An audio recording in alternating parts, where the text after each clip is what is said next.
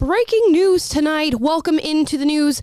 Breaking news. A new report here shows that when you decriminalize shoplifting and robberies, crimes increase. Over to you, Will. Breaking news. If you are obese, you might be at greater risk of health. Bad stuff. Back to you, Trailer.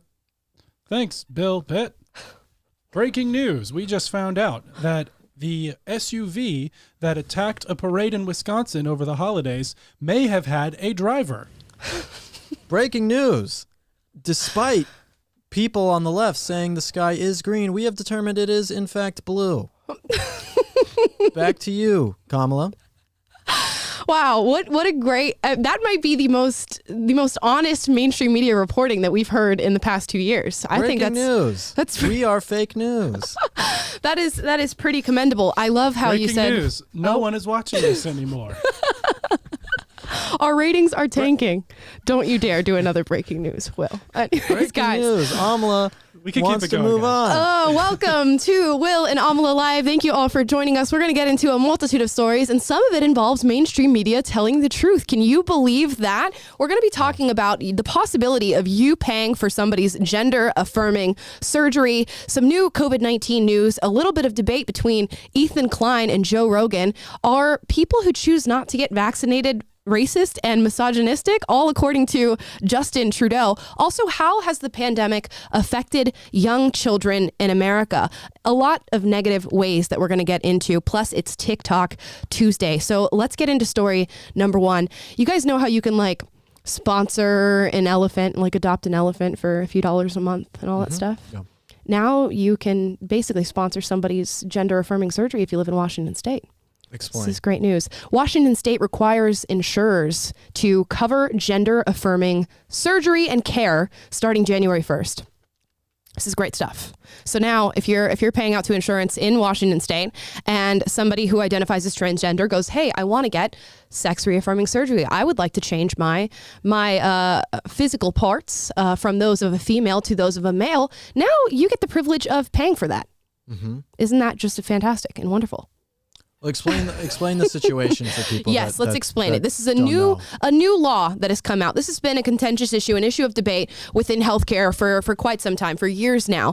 The transgender community and allies of the transgender community have come out and said, you know what? If I am transgender, this is a health issue, and I want to get sex reassignment surgery, I shouldn't have to pay for that out of pocket. It should be covered by insurance. Up until now, it's been deemed a cosmetic surgery.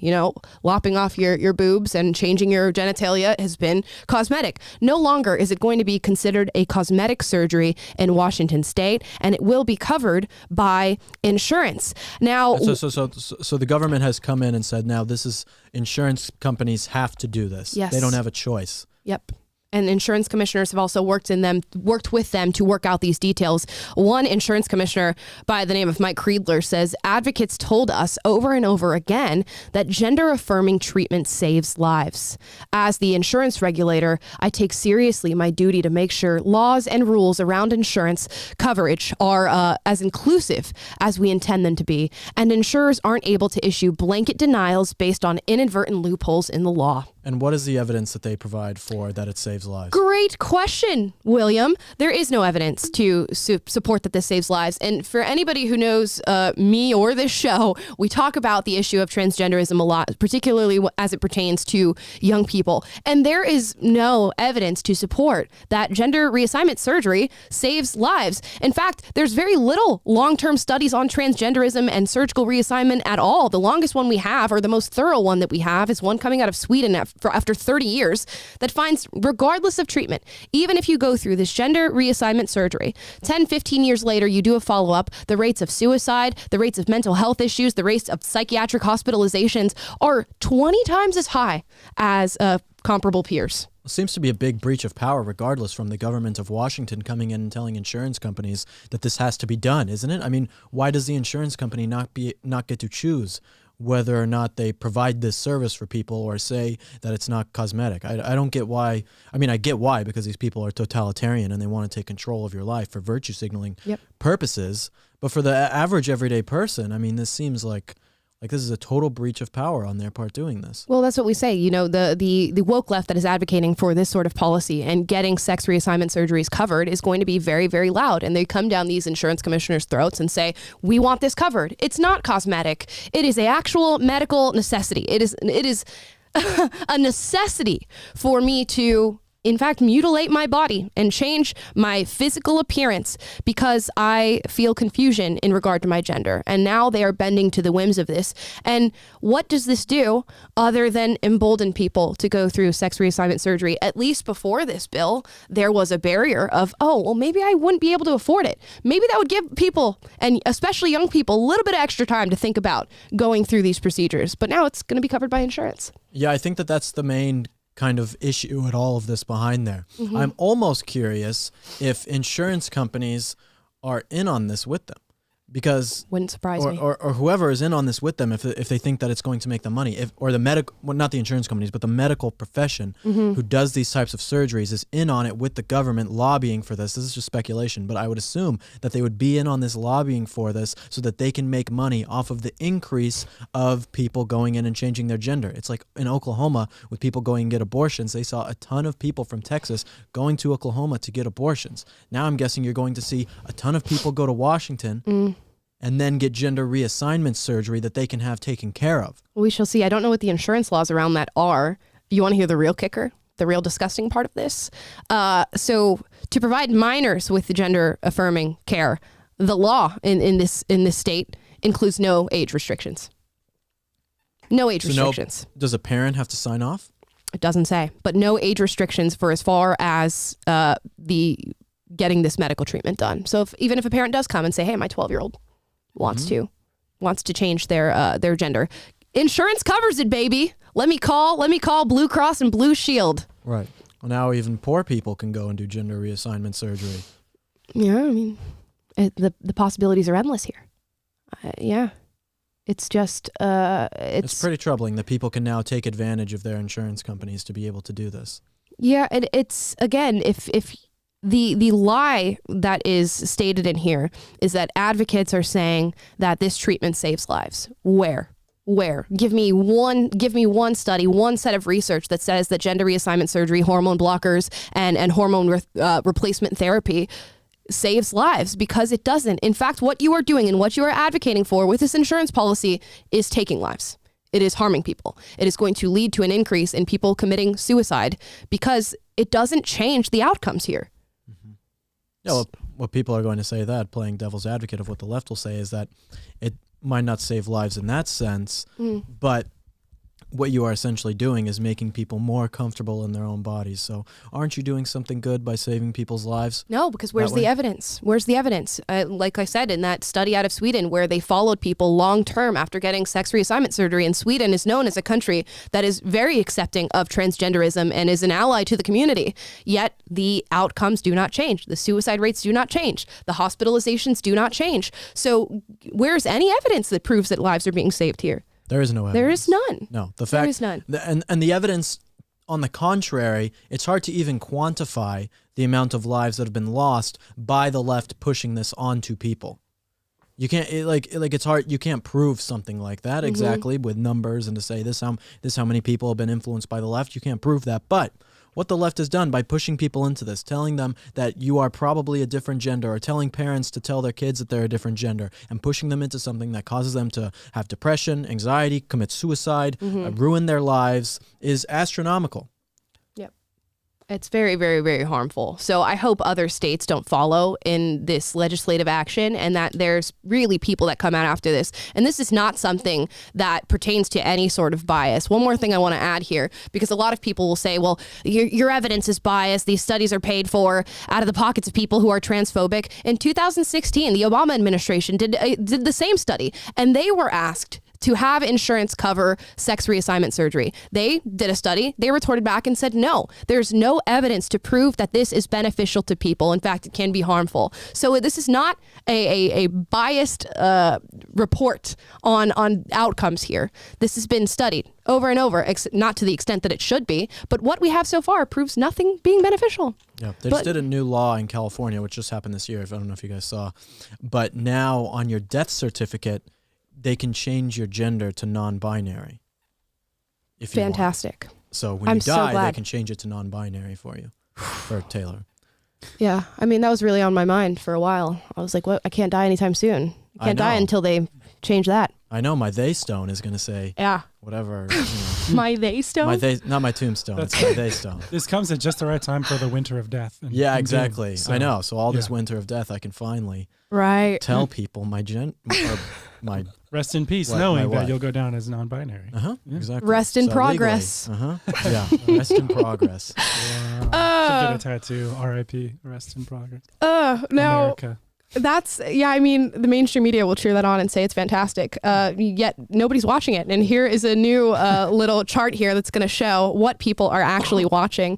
Look at the top there, Joe Rogan Experience. And this is in millions here, 11 million.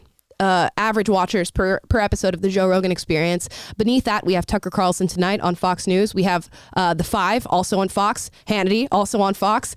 Fox Primetime after that. The Ingram Angle, also on Fox. Then following it, we have Rachel Maddow, MSNBC's Primetime, and CNN, racking in less than 1 million. Yeah. That's wild. Yeah, it is a little bit misleading in the sense that Joe Rogan is only putting out an episode, twice a week? Sure. Right? Twice a week. Yeah, 2-3 times. Two, 3 times a Yes. week, right? So that's it. Versus like these shows are all day, every single day. So they're getting viewers at different times, right? For different shows, adding up into larger It's like when numbers. we look at Will and Alma live stats with Craig. Right. They're so right. much higher than they look. Right. Do they look low? I don't know. No, they look great. We have a fantastic show, all because of you guys, viewers. Thank you so much for helping us on our show. But, you have to look at it from that. Also, you have to look at web traffic when it comes to all these things. But on just a basis of just looking at how many people, 40 million people on that Dr. McCullough interview, I mean, that is truly incredible. It is on insane. something that is 3 hours long. People are putting things out on social media that is 3 minutes long, Yep. and they're only getting a few thousand views. It's not even views. broadcast on a channel or anything. It's Exactly. not syndicated at all. It's just his podcast. People tuning in, going out of their way to go find it and watch it. Yeah, I mean, I'm hearing people, from my mom to all sorts of people who would never watch something or listen to something that's 3 hours long, and they're like, I listened to this, and I was like, oh my God. I had to send my parents my Spotify login. I was like, here's how you do it. Click this link. exactly. He's breaking barriers. Yeah. No, it really is. It's something completely new that people aren't ready for. Just as we talked about today, that it was like we were talking about social media marketing and stuff today, making content for PragerU. And like a lot of the stuff that you put on social media is really dumbed down to its simplest form, distilled to something that is so just easy for anyone to do that AI is going to do it one day. But in contrast to that, you have things that are 3 hours long, getting 40 million views because people are hungry for real information at the same time. So it's really cool to see that, especially from someone that is so just open to having anyone with any opinion come on and talk. Yeah, he's been able to take advantage of what is an inherent distrust of mainstream media right now, and it's he's breaching, I think, not just the political right, but also the center and sometimes leftists who are watching what he has to say. And it's very hard to trust mainstream media now, regardless of what side you're on. Although it's a little bit easier for us, but there's definitely a reason why his viewership is so high. Totally. I mean, Joe Rogan has on a lot of guests that I don't care about, but and I'm not like he's into some kooky stuff like cooking elk for lunch and like post pictures about that all the time we're and about his to get to comedy that. stuff. And, but at the end of the day, whenever he has people on that are having a conversation I'm interested in, I know he's a straight shooter. I know he's not bought and paid for by Big Pharma or anyone like that, and I know he's genuinely curious and he's great at facilitating a conversation. And that's the reason people are flocking to him in droves, is because they can trust that they trust him more than they trust mainstream media. Yeah. And mainstream media, everyone knows that our institutions are not trustworthy. They're either corrupt, bought and paid for, or they're just possessed by woke ideology, or they're just interested in pushing one side's narrative. And everyone sees through that. You know it. And like you're talking about with raw social media content, it's like I would rather watch somebody who I trust, even if it's in an uglier format or not professionally polished delivered, than have something all fancy, but I don't trust or care what you're saying because it's a dime a dozen. You're just repeating talking points. I think it's almost like, like someone says to you, or maybe, I don't know, Taylor, but someone says like, oh, you can't go talk to that girl. You can't, she's way out of never happens to she's Taylor. way out of your league, something like that. Well, that's because no girl's out of your league, Taylor. Wow. But I'm saying like there's someone there and you're like, okay, I'm going to go talk to her. right? It's almost like that allure of having something that is not supposed to be seen. And it's like these doctors and these people on Joe Rogan Experience who are blacklisted, I mean, banned off Twitter, not allowed to be on the mainstream, all of this kind of stuff. People are like, well, why is this happening? It's basically the mainstream media took a gun and shot themselves right in the foot and said, we are going to try and silence these people. But because they have silenced these people, it makes people want to go and do what they're telling them not to do. Yeah. You know, like I don't think that this Peter Malone interview or Peter McCullough? Peter McCullough, Robert Malone, these interviews would have done so well on Joe Rogan if the mainstream media and the left wasn't saying, don't listen to these people. Or if the Atlantic didn't put out their article about them, like the people are flocking to it because they realize that it's sensitive information. Yeah, they're so eager to call misinformation on what Joe Rogan puts out. Of course, people are going to be like, what do you mean? What's going on there? Let's go watch that entire 3 hour And the fact that when you tune in, they're not these wacko people that they're made out to be. This is the guy who, one of the most respected doctors in America, in Peter McCullough, who's been cited more than anyone else in his specific field. And then Robert Malone, who is the inventor or co-inventor of mRNA itself, the vaccine, I mean. And, they're perfectly credible, rational, extremely intelligent. Just by listening to them for any amount of time, you're like, they speak slowly and deliberately and are very articulate and know their stuff. And anytime they're asked about any data or whatever, they have it all there to back it up. They've read the studies, they know the science. And they even talk about how like the fact checkers of Facebook or LinkedIn or wherever they're banned from are literally not qualified to fact check them because they are the top of their field, and so who are you going to have from Reuters? Yeah, it's like, oh yeah, this guy doesn't know what he's talking about. Well, the guy at Reuters, I mean, he's on the CEO of Pfizer, or on the board of Pfizer. Reuters is on the board. Yes, of Pfizer, exactly. It's like, duh. Yeah, I wonder what message is going to come out of his mouth. I liked how Malone was like. This has turned into a reaction about that, but I liked how he was like, I'm only going to state facts, and you can draw your own conclusions. I'm not saying that these people are doing all these bad things out of the badness of their own hearts or what their motivations are, mostly because he's in legal battles and can't say it.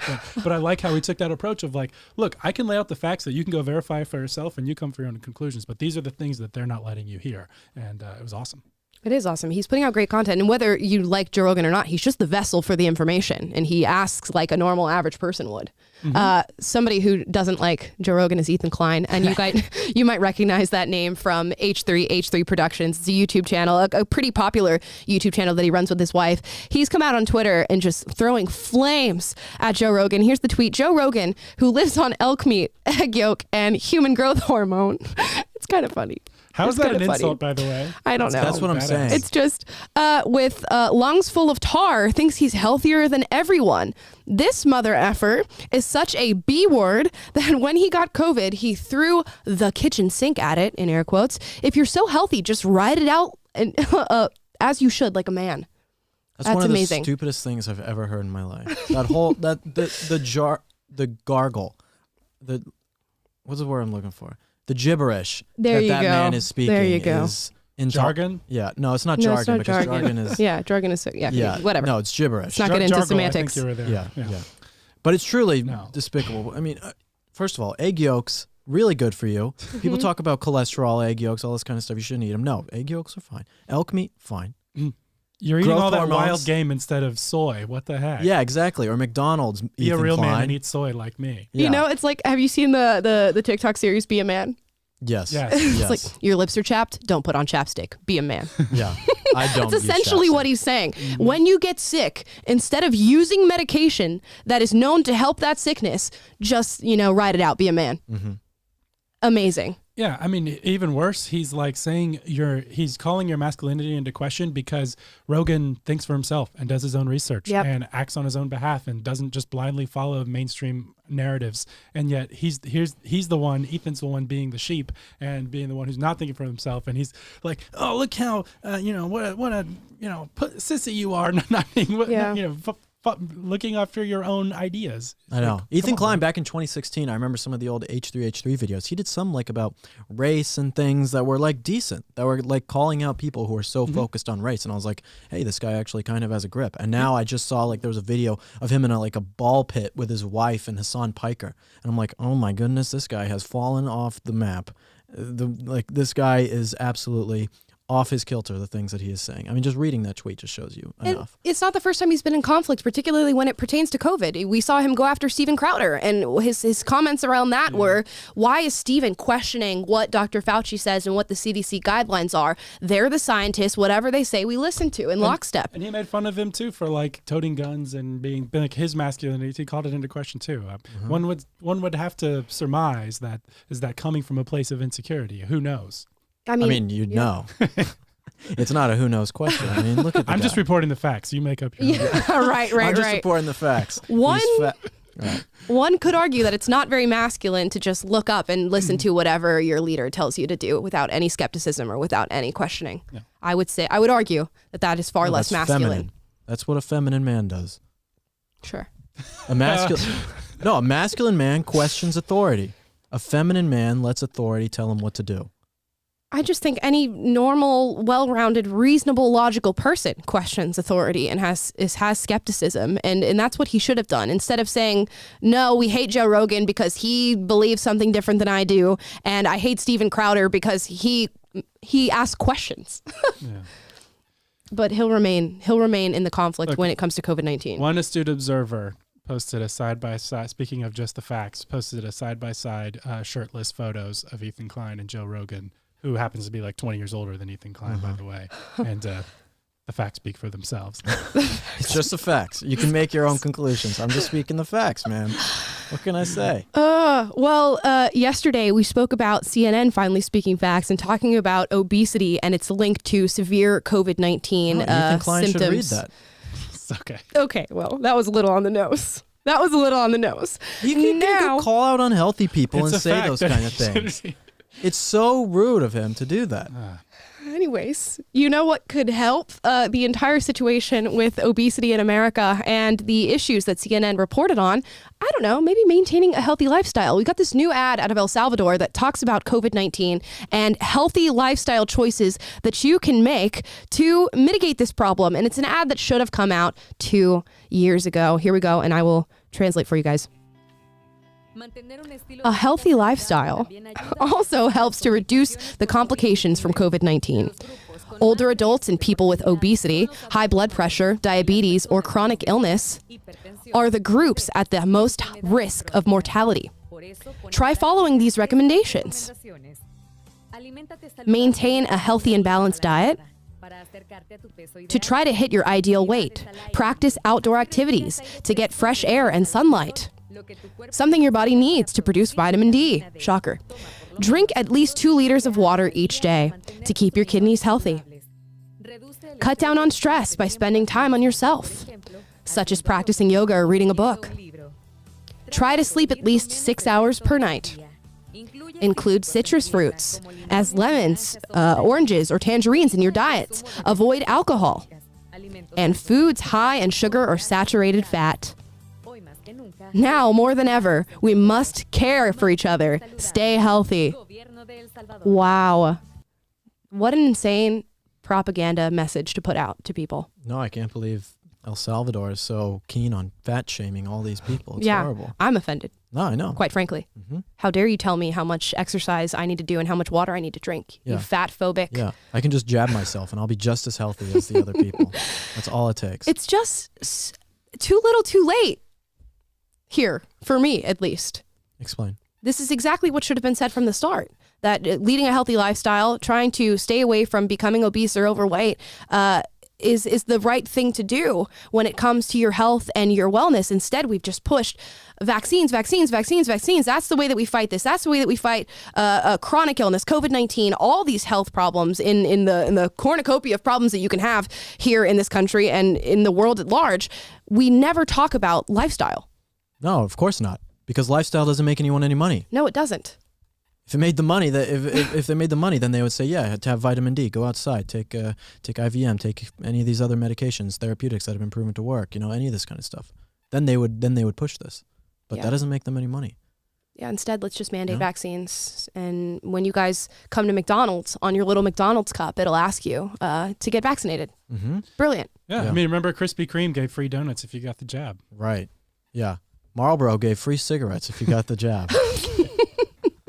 And that's My drug dealer gave me free meth if I got the jab. It was awesome. Wasn't there a country that was like, no, a state that was like giving discounts on guns to get vaccinated? It's just amazing. All the different loopholes that we've gone through to encourage people to get vaccinated instead of having the direct conversation about having a healthy lifestyle and exercising and drinking water and trying not to be obese. Right. Well, it's tough because a lot of people are a lot unhealthier than they ever have been in the world. I mean, we have the unhealthiest people that we've ever had in the world. Yep. And so because of that, no one wants to be told that they are doing something wrong, right? Yep. Like people being told, oh, you're actually unhealthy. Your BMI is off the chart. You are not someone who is taking care of themselves. Yep. They're going to say, screw you, I'll just take the jab. Right. You know, and it's free from the government. And then, I don't need to fix myself. And then after I get it, I'll yell at you for doing something wrong for not getting it. Right, exactly. It's It's your fantastic. fault. It's your fault that I'm unhealthy. Yep. Yeah, Yep. it is just insane too that like CNN yesterday, this went viral. Like we're in year 3 of this stuff, and it's like that's why we opened up with that skit, because it's like this is not breaking news, and we've known for some time that 80% of hospitalizations are people who are obese or overweight, Yep. and the average COVID death had 4 or 5 comorbidities, including obesity. 95% of them were deaths, right? Had 4 or 5 comorbidities, and so those 2 facts alone. Why are we, for 3 years, why are we refusing to acknowledge this simple reality that would help save lives? If the goal is saving lives, hey. The goal is not saving lives. The I goal know. has never been saving lives. I mean, that's a conclusion you can draw from the facts. I am a commentator. But the facts are decisions. we are not sharing with people. We have not that we have not been beating this drum and pleading with people. Hey, if you want to stay alive and save yourself, there's more that you can do than just get a jab. You can take these vitamins. You can change your lifestyle. You can get healthy. And like, why did we wait so long to finally acknowledge this or let this see the light of day? Well, now they're getting caught.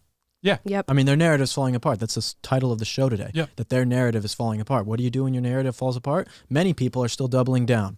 Many people are still doubling down and will never admit when they're wrong. But some of them are trying to come out and say, this is breaking, this is novel stuff that a scientist in Uganda just found out that if you're skinny, you know, you're going to be safer. It's like, no, we knew all this stuff forever. This isn't breaking. Also, it's common sense. Yeah, you don't even need it's all common- these yeah, of elaborate course. statistics and stuff. I mean, it helps reinforce it unequivocally. But at the end of the day, obviously, being healthier, having lower obesity, etc., will cause you to be more healthy. Of course. and Yep. less Of at course. risk. Telling people that they should exercise and be healthy is fat phobic, and calling out the vacciners saying, I'm simply not going to get the vaccine, now qualifies you as being racist and misogynistic. And if you're wondering who said that, Justin Trudeau. Here's the video. Yes, we'll get through this pandemic by vaccination. And yes, we all know some people that have certain ideas about it. But we will continue to convince them. But there are some people that are fiercely against vaccination. They're extremist. They do not believe in science. They are often misogynistic, often racist as well. Justin Trudeau. There are some words that could be described to talk about that guy that I will not utter here. Yes, let's use. Someone posted that picture of him in blackface, and it says, "This guy thinks you're a racist." Yeah, exactly. No, the guy in that being picture is unvaccinated. definitely an anti-vaxxer. Yes. The guy who dressed up in blackface Or is not the brownface, sorry. racist. Brownface, yeah. But the person who says, you know what, I don't feel like I need this particular medical treatment, and maybe I'll get it later, and maybe I'll never want it. That person's a racist and a misogynist. No, it is the othering of people. It is the othering of other people, putting them into a different type of system, putting them into a different characterization and saying these people are horrible people because they didn't do it. Yep. You know? Which we'll get into the Canada stuff in a second when it comes to Montreal. But Yes. But this is reminiscent of Nazi Germany, where they came and said, these people are undesirable. These people are the ones who are causing our ills in our society. You know, you need to separate them and these types of things. It's the same thing happened with black people in America. They said, these different types of places where they go. It's a segregation based on someone's characteristics. Yeah. Man. It's going to be like I think the truest form of segregation that we're going to experience in a little while, because it's going to be vaccinated versus unvaccinated, even though it shouldn't be, even though there's so many people who are vaccinated who are looking at everything going on right now and go, what do you mean? What do you mean you want to mandate whether or not people choose to go through with this? That's absolutely not right. And that should be the conversation regardless of what your status is. It is not all right to mandate it, and it's certainly not okay to look at somebody who has chosen to not get vaccinated and say, because of that, you're a horrible, incompassionate person, and you're also a racist and a misogynist. That's a very bold thing to say. They're just not even aligned whatsoever. No, I can't even fathom how he created the attachment between those sets of ideas. Because he's stupid. And this is what stupid people say. They say things like this, trying to terrorize people who don't agree with them. You get to a certain point where people have said no enough times, saying, no, I'm not getting vaccinated. So what do? You have to resort to these types of attacks on people. Because you don't have anything left until you have this, and then you get to violence. Mm-hmm. Yeah, you don't have anything left. You tried to use, lies about it working and all this kind of stuff, and then you have to now other people, and then if that doesn't work still, which it's not going to, then it's going to get even worse. And he finished that statement too. I don't know if we saw it here, but he said we have to ask ourselves as Canadians if we want to tolerate these people in our society. How terrifying of a statement is that? From the elected leader of a country saying we have to ask ourselves, of a Western country, neighbor of the United States, supposedly has historically shared our values and such, saying we need to ask ourselves if we need to tolerate these racist, misogynistic people who are unvaccinated. Right. Well, let's talk about Canada. We can get into in Ontario, Canada. Okay, looking at the hospitalization, 70% of the people in the hospitals for COVID in Ontario are vaccinated. Yeah. Okay, 70% of the people, there, and the amount of people in the hospital that are people that are getting infected in Ontario are vaccinated as well. The cases are rising in the vaccinated in Ontario, Canada, and most of the people in the hospitals are vaccinated. So why are you coming and saying that it's the unvaccinated who are going to do all this? And it's also per capita as well. It's not just more people are vaccinated. It's per capita, more vaccinated people are getting sick and going to the hospital. And it's a narrative that's not going to persist because this reporting, these numbers are going to get out there. You can go on your own Canada website. I know. COVID-19-ontario.com. The numbers are on there. Anyone can find them. We covered the MedRx study that showed that fully vaccinated people don't have a difference in transmission when it comes to COVID-19. So what exactly have you done? What virtuous thing have you accomplished by getting vaccinated? Can somebody please explain that to me? Because it's not changing. It's not changing the outcomes, and yet we are still here pushing for it. It is changing the outcomes. It's making it worse. You're literally making it worse. More people who are vaccinated are getting sick. 95% of Omicron cases in the world are from vaccinated people. So you're literally making it worse. I don't know if I don't know if I would go that far, but it's certainly not making things better. It's certainly not making things better. And yet we are still, especially in Canada, instigating these massive COVID-19 mandates and regulations. Here's a video of a man in Quebec talking about the curfew that has been instated and the rules against walking your dog. Under the old curfew measures, the one month curfew that lasted 5 months a year ago, the unscientific curfew that Horacio Arruda acknowledged was unscientific when they implemented it for the first time, that 1 month curfew that lasted 5 months a year ago, that we're now in version 2.0 for. By the way, funny joke, 2022 just means 2020 version 2, because that's what it feels like we're living through. It's like a version of Groundhog Day, Dumb and Dumber, except now it's Supreme Leader François Legault has imposed a curfew. And whereas under the old curfew, there was an exemption for dog walking. You could leave your house after 8 o'clock so long as you were walking a dog, but because the government thinks through everything, because they're so damn smart, they said you could only walk your dog within 1 kilometer of your house. So you could be out of your house after curfew so long as you're walking a dog, so long as it's within 1 kilometer vicinity of your house, because that's how you fight coronavirus. That's what they implemented the last time around. This time, by the way, no exemption for dog walking, because the curfew starts at 10 o'clock and goes to 5 in the morning. And the government has literally removed the exemption that it included the last time it implemented the unscientific curfew to fight a virus. You cannot leave your house after 10 o'clock, even to walk a dog. And I want to know from the government that says trust the science, from the government that demonizes people who do not trust the science or who question the science, from that government, I would like to see the data indicating that the spreaders of the coronavirus are people walking their dogs during the unlawful and unscientific curfew in the first place. But you won't see that. What you will see is a society that will just willfully gleefully or silently or begrudgingly accept these idiotic, unscientific, dictatorial measures. It is like the government is basically needling society, saying, how many stupid things can I make you do before you finally react? And lo and behold, the answer is as many as they tell us to. There we go. You really can't say it any better than the guy just said it, but that is what they're doing. We talk about the complacency ladder. It starts off with a small question. Can you please, just stay in your house for 2 weeks, and after 2 weeks, you'll be able to come out. And then when you do come out, wear a mask. And when you do come out, wear 2 masks, and then get vaccinated. And then, oh, wait, there's a booster. And then, oh, wait, actually, the booster's going to be every 6 months now. Actually, every 3 months now. Actually, you're going to get fully vaccinated and still be on lockdown. Plus, you're going to need your Vax Pass to get into grocery stores and restaurants and bars. They will continue to ask for more and more and more. Plus, you're sicker now than ever. Yep. We just read this today that America has the most COVID cases recorded in a single day. Was that it? The single day? Yeah, 1 million cases in a day. A million cases in a day is a record. This is now with all these people vaccinated. Yep. So you didn't get any of your freedoms back. You are sicker than ever. I mean, what is happening?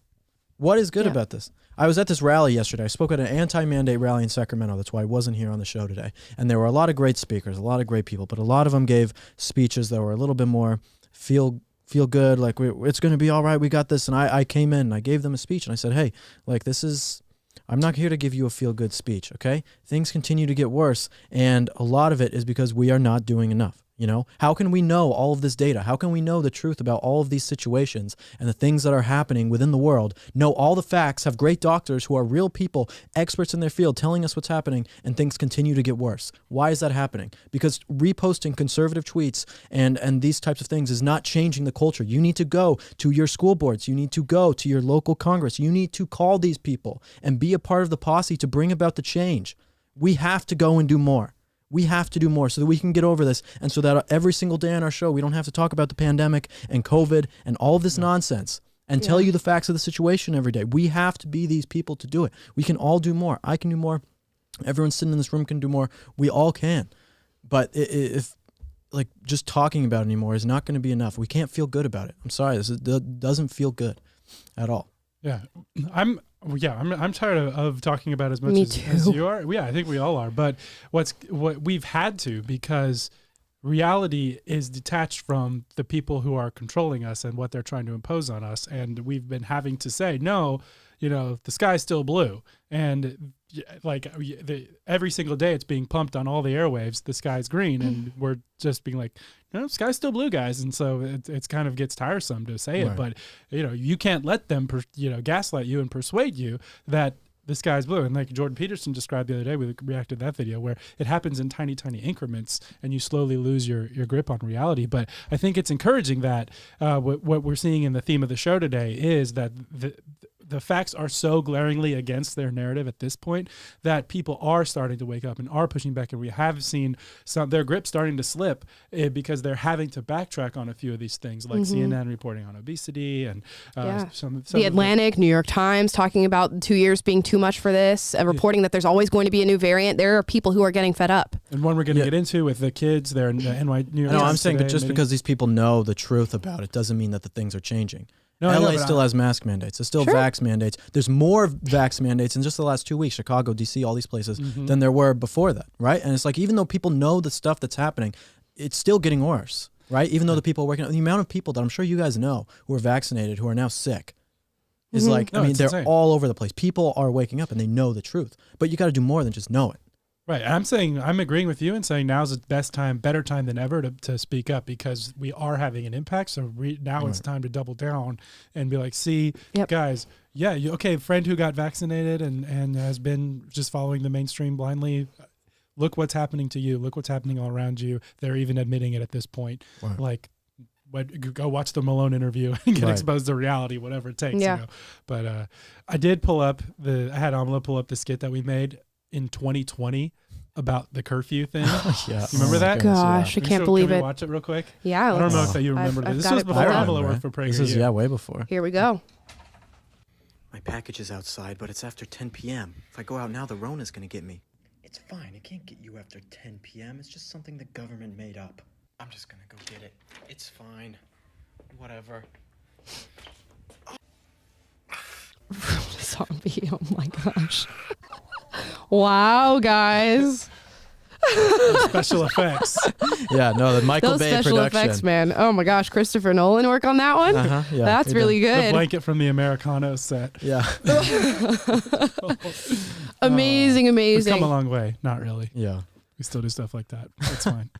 Yeah, but That's when our it, best video. the best piece of content you guys have ever made, really. I think so. Definitely. I think so. Academy it's- Award. I just thought of that and I'm like, we made that thing almost 2 years ago. I know. And I know. we're talking about the exact same stuff We're today. still talking about Right. it. Mind-numbing. That's Right. terrifying. Yeah, but I think where I can see maybe hopefully a silver lining and where people are starting to speak up and stand up about these things is when it comes to affecting their children. And here's an article out of New York Times talking about that exact subject matter. The title on this article, if you guys want to go look it up, it's the morning newsletter, No Way to Grow Up. I couldn't say it any better. This is not a way to grow up as a child anywhere in the world, let alone here in America. And he goes through all the different ways that children are being affected by the way that we've treated this pandemic with our policy, with our mandates, with our regulations. And I want to go through some of these and talk about them, because it is really devastating.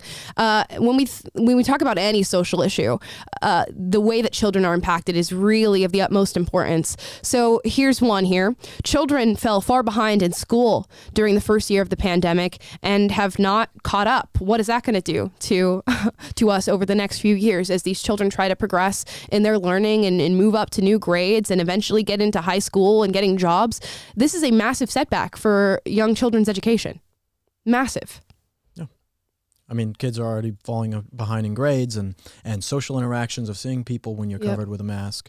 We're already dealing with racist math. So just put that on these kids now too. yeah. Yeah. It's too much. And it's not just that. Mental health problems are increasing in children. Suicide attempts increasing in children. Gun violence against children has increased. Domestic violence against children has increased. And these, and again... obesity in children. Obesity in children, yes, that has also increased. Learning loss, social isolation, antisocial disorder has increased in children. And... Not sure if it's related, but myocarditis in young men has also increased. Side note from Will for that one. But what Did we mention the impact of social media on Yes. their development? The deck is really stacked against Yep. children these days, and we're only compounding the injuries to them, to an entire generation that's already growing up in a really difficult, unprecedented environment. And now we're closing down their schools and depriving them of the ability to see their peers' faces and their teachers' faces, and so much of... And there's been demonstrated studies about the IQ being 20 points lower because of all this stuff. Yeah, it's the face thing is a really interesting thing to me that I don't think will probably ever be looked into. But you have to think about these young, like babies and toddlers who are growing up in a world now where they get so little exposure to human faces and expression, and kids who are going to school and all their peers are in masks and their teachers in a mask, and that's got to have really devastating psychological effects, I would imagine. We'll never probably know because they'll probably never look into it. Well, because you know the psychological effects that wearing a full-face burqa has on women in Saudi Arabia. But we'll never know the So, full extent. It's the same thing. I don't think they've done any empirical studies on that. Yeah, I doubt it. Women are unhappy in those types of places. Yeah. I mean, it's the same type of deal. You can't see the reason why they put those on women is so that women don't feel like they have a place to be able to talk about things, right? So that you can't see their facial expressions. When you're putting masks on people, you're doing the same thing to them. Yeah, and you can't see how people are reacting to something. We'll It's just dehumanizing, it's de-individualizing. demoralizing. It's everything. It's just subjugation. Yeah, we'll never know the full extent of the damage that we've done. And so often, I always bring up when we talk about all these different issues that we talk about on this show, there are silent victims. And when you look at all of this stuff around COVID-19, and a lot of you may see it and you go, well, COVID-19 is so scary and I don't want to die, and we should be safe and we should get vaccinated and we should lock down and we should wear masks. Always, okay, that might be what you believe and that might be where you land. But think about the people who get affected by that. Think about how many people have been home experiencing domestic violence, mental health issues, are out of jobs, are extremely depressed because they're not making money anymore. Their families being broken down by what's happening here, and we never talk about it. And now that it is coming to the forefront in this New York Times article, I hope there's more discussions about it. And silver lining here, New York City's mayor just talked about how he's not going to follow through with these regulations of keeping kids out of schools. He said it was a horrible mistake to do that, and it hurt a lot of young children and families, and that he has no intention of doing that. So I was very happy to hear that, and it seems like there is a little bit of the tide turning. But it is just a little bit of the tide turning. Little bit of the tide. Because the same mayor also extended the lockdown policies and doubled down on everything else that they were doing. But it's just the time we're living in, you know. It is. There's one little glimmer of hope, and then one step forward, 2 steps back, it seems like sometimes. But what was that video you sent me today of that? Or you didn't send it to me, but you tagged me in it. It was the one of the teacher getting arrested. I can't remember. There's so many, dude. But For the teacher... what? I think she vaccinated her student without her parents, without the parents' consent. Yeah, that was. I think Libs of TikTok posted. That was wild. We've seen that in California. That happened. That a mother, pizza. A son came home and said, "Hey, Mom, I got vaccinated because they offered me pizza." If I was that mother, Little Caesars too. It was probably Little Caesars too. Pizza. Oh yeah, they just raised their prices on the $5 pizza.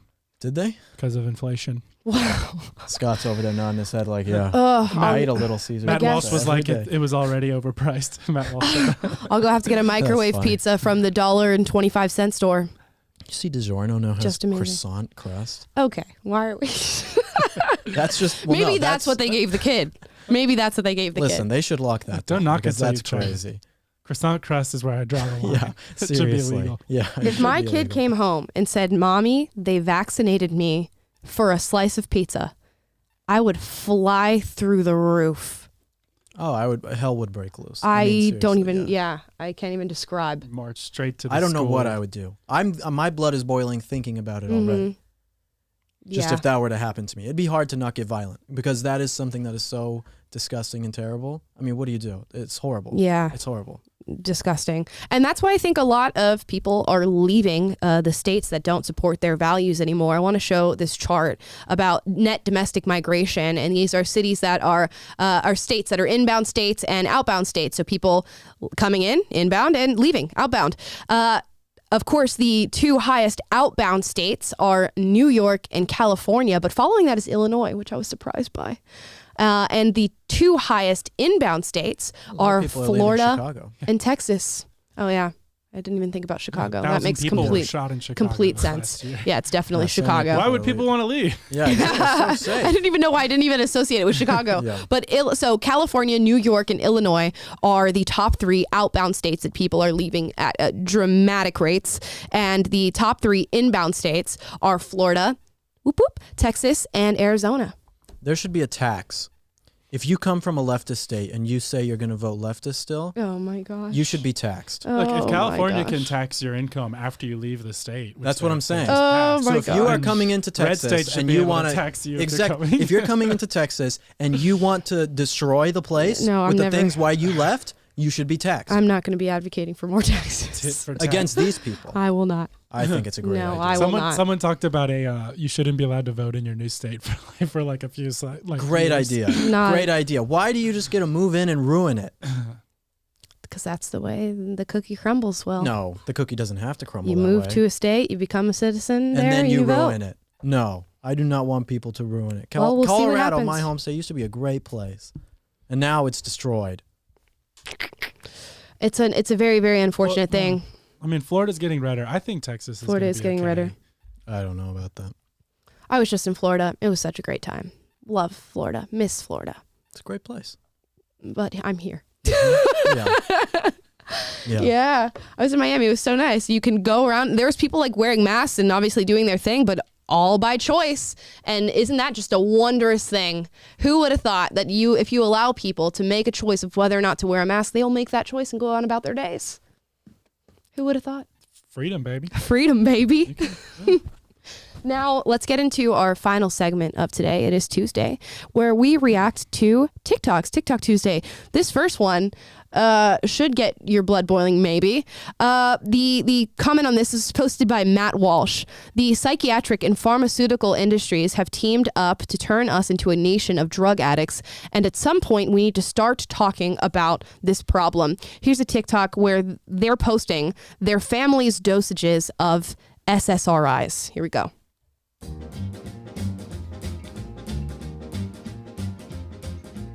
Every time it rains, panties from heaven. Shooby-dooby. Don't you know each cloud contains panties from heaven? Shooby-dooby. You'll find your fortune falling all over town. Be sure that your umbrella is upside down, and trade them for a package of sunshine and ravioli. Macaroni. If you want the things you love, you must have a pizza-oli, baby. And when you hear thunder, don't run under a tree. There'll be panties from heaven for you and me. Now come over here, boy, Sam. And every time it rains, and don't you know it's crocodile?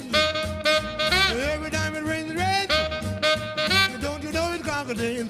Wow, everybody in this family gets antidepressants and uppers, apparently. But can you describe it for podcast listeners? Yeah, so essentially what they just showed is every person in the family, they showed them in the video and put how much of their prescription SSRIs or serotonin reuptake inhibitors they're taking, which are antidepressants. And every single person in this video, except for one, is taking an SSRI or some sort of mental health pharmaceutical. So fantastic. And they're cheering this on in this video. A big pharma, all it is drug dealing. It's legal drug dealing. Mm-hmm. It should be. I mean, the fact that they can just do it. If a kid is a little bit excited, they basically give them meth for ADD. I mean, they're giving everyone SSRIs just for trying to deal with this world. I mean, anyone with a little bit of pain gets 6 months worth of opiates that they just get to have forever. Then they're giving people shots every 6 months now. I mean, there should be a war on them. I mean, these people are destroying people's lives, the side effects of these kinds of things. So yes, there are things about these things that can be helpful, but you are the ones who are getting people addicted to this stuff.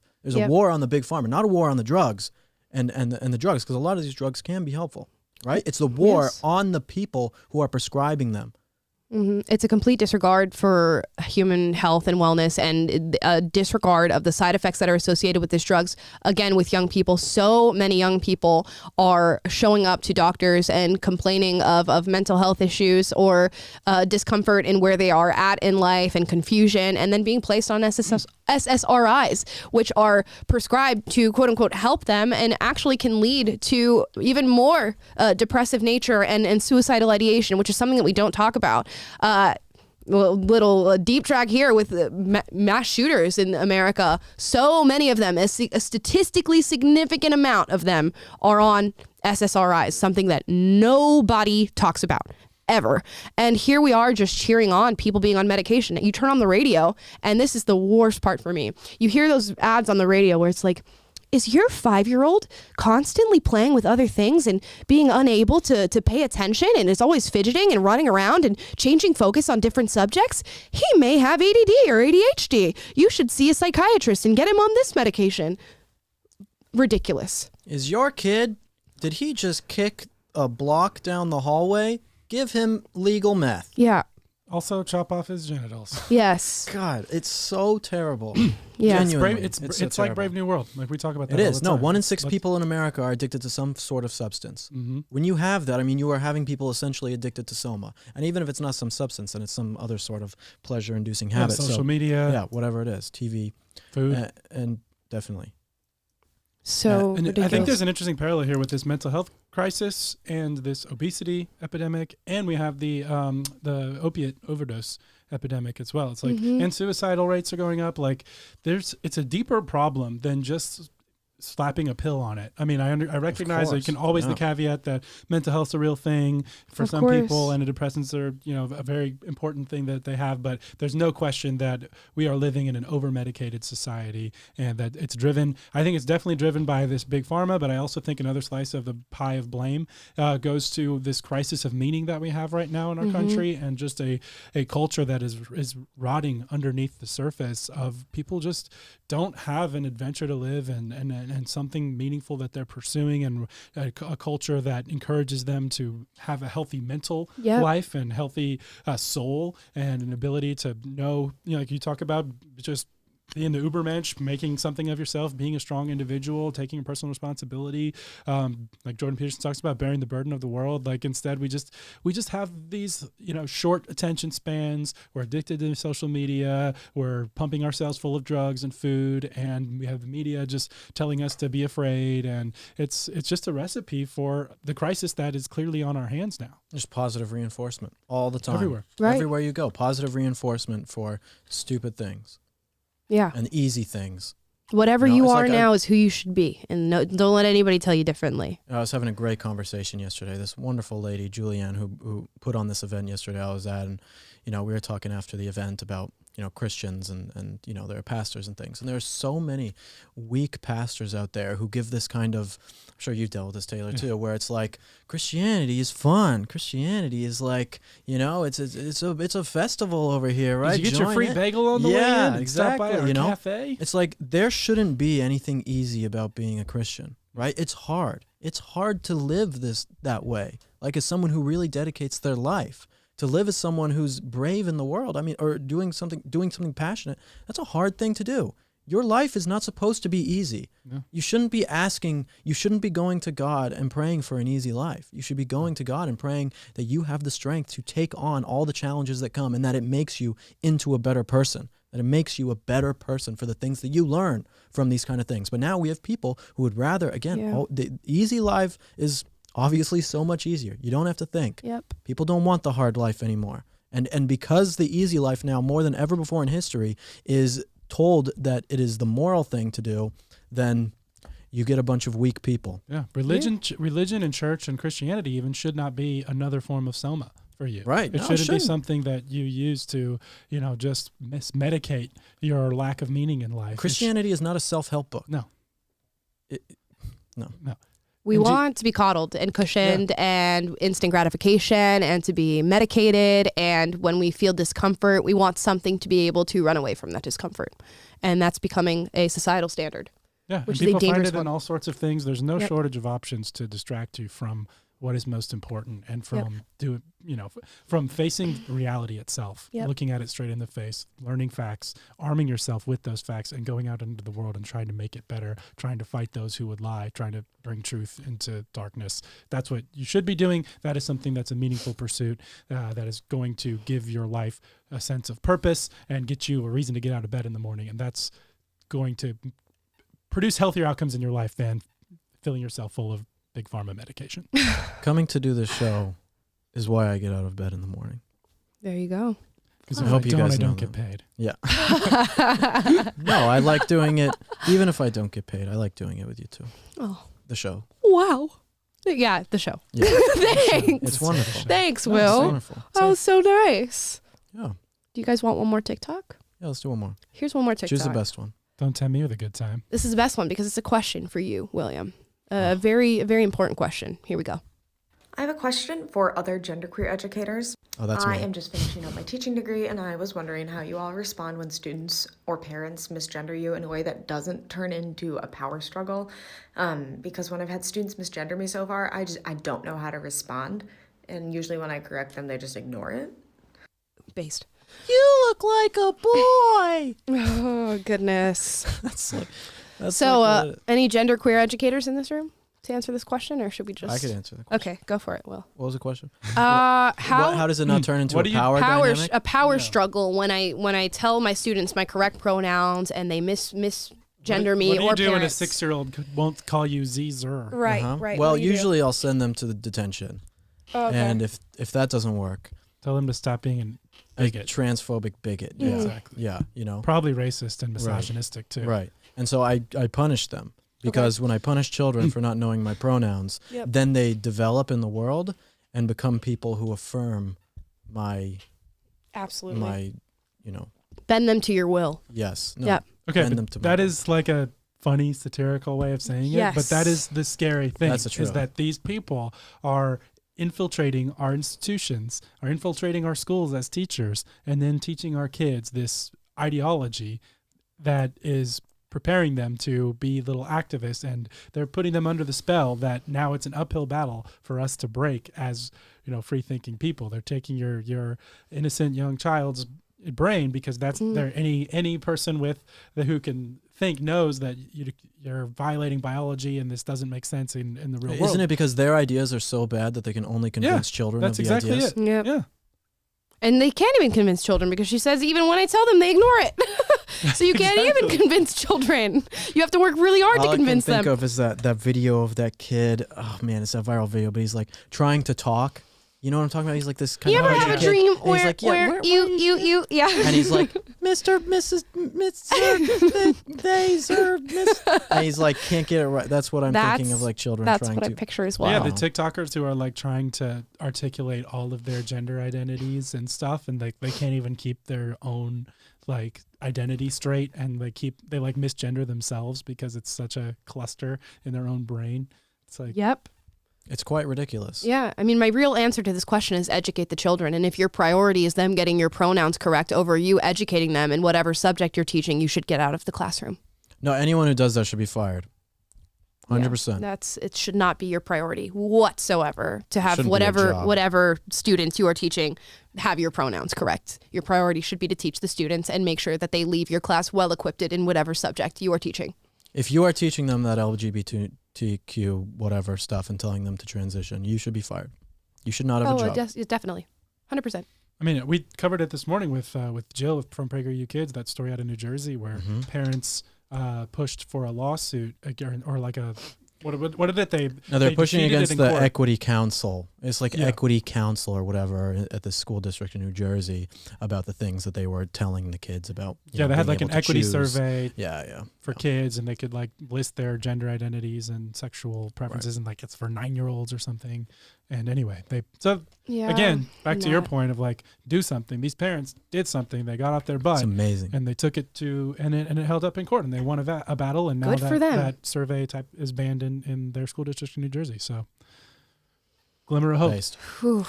My kid is not seeing the inside of a classroom that I am not directly attached to in surveillance. My kid is not seeing the inside of a We need classroom. body cams for our children going to school. It's so sad, but so true. These teachers are getting crazy. Not all of them. I'm sure there's some great teachers out there and some of you who watch the show. So thank you so much for being, vigilant educators in this most necessary time. Yeah, but you can't go along with the narrative. Nope. If you are a teacher who is a conservative and you're watching and you're going along with the narrative, then you are just as bad as the leftists. It's like if you're a cop and you are enforcing the mandates that you don't agree with, it's terrible. It's terrible. You can't do that. You have to stand up and do what's right.